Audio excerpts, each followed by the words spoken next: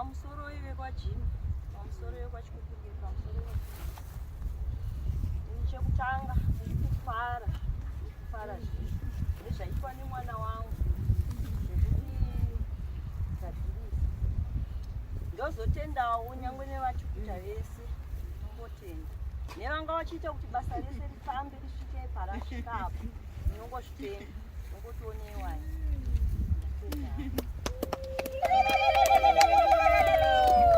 notenda Mwari. Ngainimbokumbira chimbo chimwe chete, speech yemwana ichitevera, chimbo chimwe chete in short, speech yemwana ichitevera. Thank you.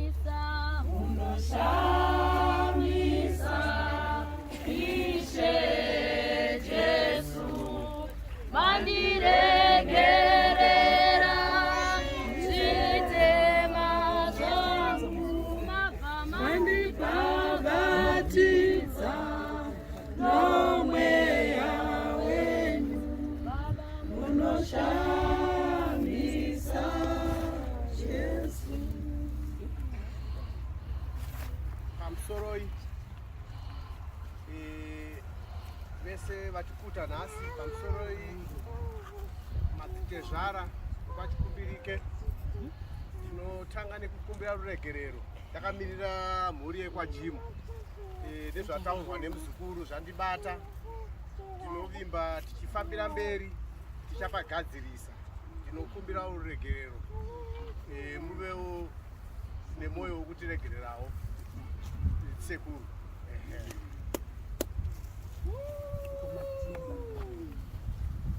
Speech yandinayo pano yatumirwa nemwana akazvarwa naDorcas Chikumbirike naJohn Jim. Mwana uyu ndiye mumwe wevanhu aita kuti chiitiko chakanaka ichi chive pano. Ada kuchenesa mai vake, zvinova zvinhu zvinofadza.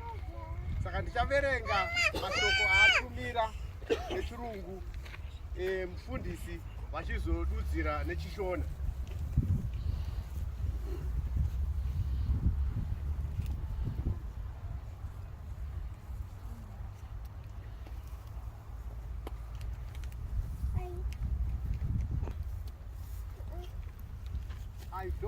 I don't really know how to speak this today. Handizivi ndingazvitaura sei izvi nhasi. Because the truth is, nokuti chokwadi ndechokuti I lost you before I never got a chance to know who you are. Nokuti ndakarasikirwa nemi ndisati ndakuziva kuti ndimi ani.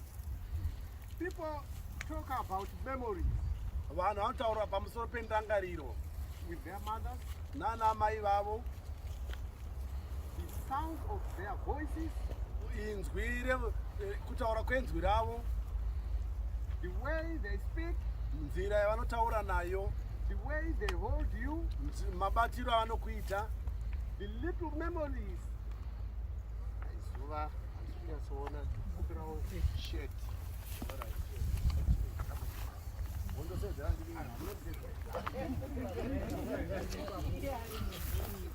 People talk about memories with their mothers. Vanhu vanotaura pamusoro pendangariro namai vavo, the sound of their voices, kutaura kwenzwi ravo, the way they held them, mabatiro avakavaita, the little moments that shaped their childhood. nguva diki yakaumba udiki hwavo. I don't have many of those. Handina zvizhinjizvo zvakadaro. And that hurts in a way I don't always know how to explain this. Zvinondirwadza zvokuti handigoni kutombotaura nezvazvo. Sometimes I feel like I'm grieving someone I never fully met. Saka imwe nguva ndasokuti ndiri kuchema munhu wandisabvira ndakambosangana naye. Mommy, I wish I could tell you how angry I've been at the world for taking you so early. Ndinonzwa kurwadziwa nokuti kurumidza kuenda kwamakaita. How unfair it felt to grow up without you. Kuti zvanga zvisina kuringana kuti ndikure ndisina ini.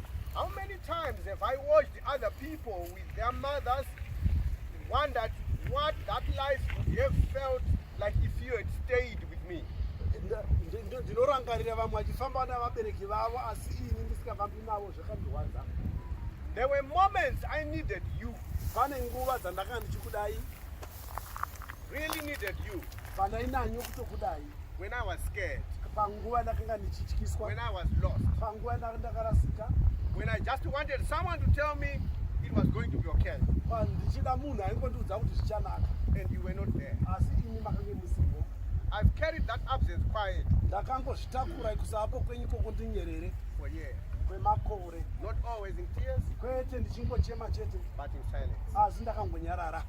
In the questions I never had, there are questions that I never had answers to. Pane mibvunzo yandisa kubvira ndakambowana mhinduro yacho. In the emptiness where your voice should have been.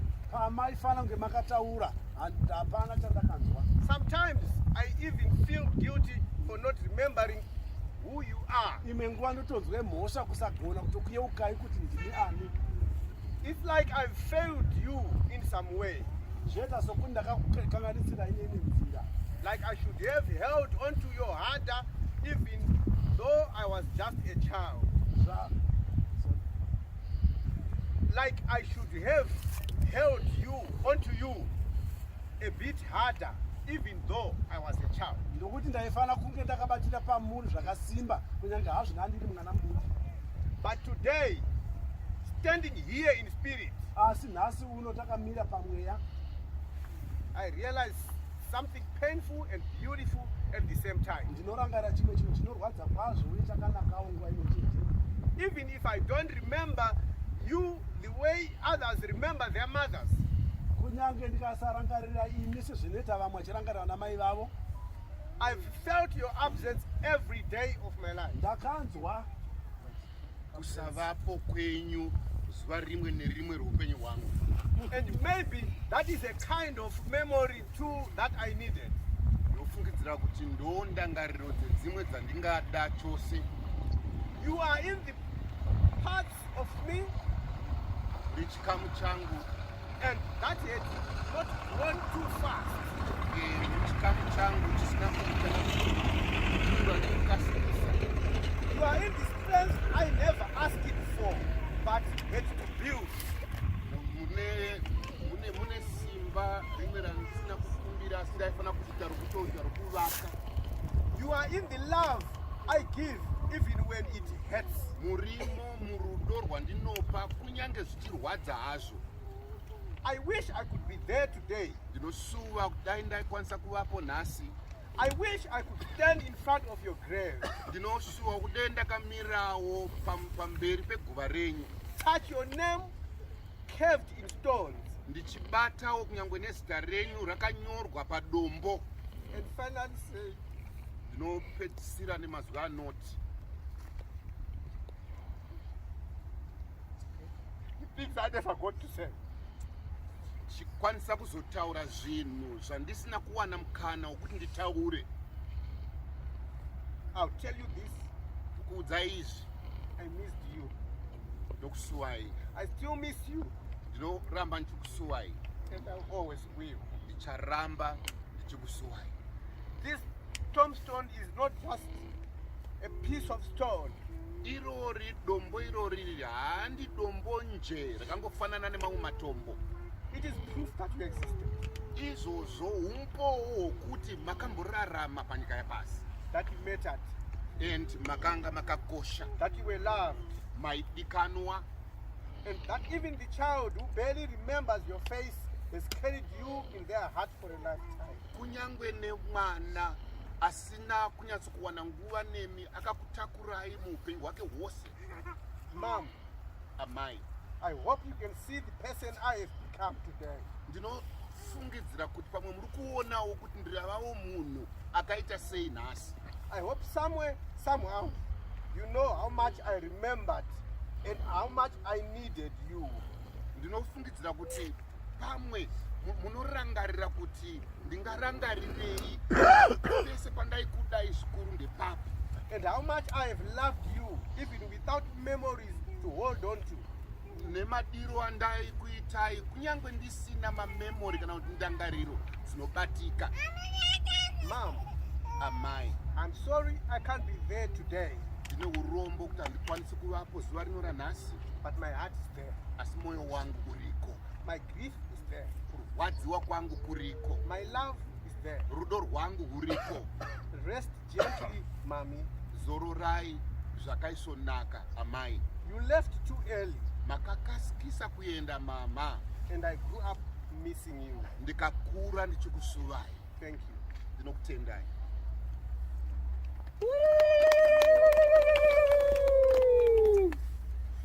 Tinotenda mashoko kubva kumwanasikana Betty. Tinotenda shuviro yake huru semwana akasiva ari mudiki, yokuchema kuti dai ndaivewo nendangariro dzokurangarira kuti taitambawo sei namai, asi zvisinei Mwari vane nyasha. Ameni. Ndiri ipapo ndichazokumbira hanzvadzi yomunhu mumashure, asi ndoda kuti ndimbokuzivisai kuti iye Betty haasisiri musikana. Betty wakaroorwa. Ndinoda kutenda kuti vamwene vaBetty tinavo pano havana kumbobva vaziva amai vaBetty vanova takaunganira pano, asi imi hama neshamwari zvichida vamwe vanga vasingavazive vari pano. A blessing inobvawo kunyangwe nekumurume waBetty anova mwana wamai vari pazita raditiza futi Matimba. Tinobatirana navo mumatambudziko, mumafaro, munguva dzose. Tinoda kutenda murume waBetty, kutendera Betty kuti aite basa iri, nokuti vamwe kwavakaroorwa haumbopfakanyike kuita chimwe chinhu kwawakabva uku. Saka permission iyoyo nerudo irworwo toda kurutenda. Regai ndivape mukana mudiki-diki wangotaurawo mashoko ari pamwoyo pavo pamoment ino yatiri.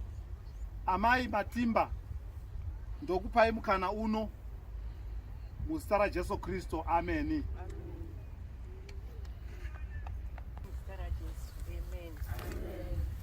Inini ndakamirawo pano ndinamwene vaBetty. Ndinoda kutenda nechipo handingati muroora, nechipo chemwana wamakandipa, vanhu vekwaJimu, vanhu vekwachikumbirike. Ndoda kukutendai zvikuru. Mhuri yangu yakawedzera vanasikana vangu vaviri, Betty naNyarai naTinashi. Saka imimi vekwaJimu, vekwachikumbirike, Betty haasisiri venyu. Betty mwana wamai Matimba. Imimi ndichakupaiwo Tinashi. Ndichangosara nevanasikana vangu vakani vaviri, mukomana achauya kwenyu. Aiwa, ndoda kungozvitenda mufunge nechiitiko ichochi. Pandakanzwa kuti ndiro basa rinoda kuitwa, ndakanzwa kusununguka. Ndakanzwa kusununguka zvikuru ndichitarisa nenguva yacho yandakanzwa kuti mai vaBetty vakashayika. Ndakanzwa kuzvifarira kuti aiwa, paitwa chinhu chakanaka kuti varongawo kuti vagadzirire mai vaonewo pekugara pakaita sei pakanakawo. Iye zvino kunyange vana vakauya, kunyange vazukuru ivava vachikurawo, vanoona muchicherechedzo chokuziva kuti chi apa ndo pakarara mai vedu, ndo pakarara mbuya vedu. Saka inini ndoda kungozvitenda nekusingaperi. Ndoda kungotenda zvichibva mukatikati mumwoyo wangu. Tingangotaura kuti Betty mai hapachisina, asi ini zvichibva mukati memwoyo wangu Betty ndinomutambira, wandinopa mwana wangu Nyarai, wandinopa Tinasha, ndorwandinenge ndichida kupa wandinongopawo muroora wangu bedzi. Handingamutore sokuti nekuti uri muroora wakauya uchibva kwawakabva, wakauya uchibva ikoko pajimu uchibva kwachikumbirike, asi wauya mukati memba yangu watove mwana wangu. Nekuti angangoti vangu chaivo mai vakandizvara, handisisina zvangu, asi inini Beti mukati memwoyo wangu ndakamutambira nemwoyo wese, ndinomuda nemwoyo wese chaizvo kuti atove mwana wangu. Kana paine zvinonetsawo ndinenge ndichitoshuwira kuti aine zviri mukati memwoyo wake asazeze kutaura kuti pamwe ndingataure ndaamweni, ina handisiri amweni vake, nditori mai, ndakatotsika mutsoka dzamai vakarara. Saka ndinenge ndichida kuti anzwe kusununguka, nyange nepamunozomuonawo muchitaurawo naye munongomuziva kuti aiwa ivo mai vaya vakanga vakamira kumbudzi zuva riya vakataura kuti sununguka, nekuti inini handina nguva yakareba ndina Beti, nokuti haangazivi kuti mai amweni vangu vakakamira sei, pamwe anenge aine kutya, handiti anenge ari kwaanenge ari uko, ini ndinenge ndiri kuno, haanga kundidzidza kuti mai avakamira sei. Ko zvino ndikadai ndogoziva handina zvizhinji zvandinenge ndichimbotarisira kana kuti zvakati kana kuti zviri mukati memwoyo wake zvinomurwadza izvozvo. Ndine mai vake ndiri pano, ngaave free kuita zvese zvaanoda. Saka ini ndinoda kutengawo nekubatana kwavakaita, vakaita chinhu chimwe chete. Nhasi tiri panowo tichionawo chicherechedzo chemba yakanaka kudai yaitirwawo maijimu. Saka ndinopa kutenda vanhu vese vari pano vakabata basa irori kuti zvinhu zvasi zvisvike pazviri. Aiwa, ndinoda kungokutendai muzita raJesu. Amen. Kakutsonai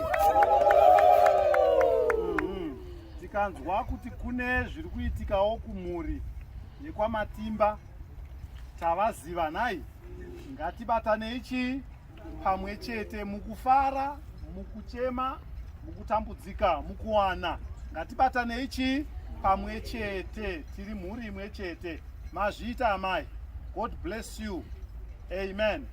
Nguva ino regai ndigosira ku the last person ainova hanzvadzi yemunhu kuti vataure. Mwaambotaura achimirira baba, mwaakutaura achimirira hanzvadzi yemunhu, and then tobva ndadzosera nguva kune vafundisi vopfuurira mberi nebasa. Mazviita. Pamusoro vanhu vese vangamira hanzvadzi yangu, pamusoro emasahurira hanzvadzi yangu, pamusoro varoora nabika chikafu chandisina kudya. Ndinoda kukutendai zvikuru pamusoro anyanya kuti pamusoro madzikadzi munoreva kuti ndimire pano ndakuremekedzai. Kune vamwe vari madzikadzi vari vanyadiko ndiri asi vakakosha. Anditi tida kutenda zvikuru pane zvaitirwa hanzvadzi. Ini handitya kubata Dorcas iye hanzvadzi yangu. Inini ndichitaura pane here ndakatofanana naPride. Ndiani anoziva Pride? Muri vangani anoziva Pride? Pride ndinoda kutaura ndichiti mukwini wangu, nekuti paina Pride ndobva ndaveitii. Kwamabva musiya pano ndisipo ndobva ndakakuitira. Takuti zvokwere munyasebata murinzwisise kana kuwa kuno enda nanga kunouma kuno. Iyi hanzvadzi yangu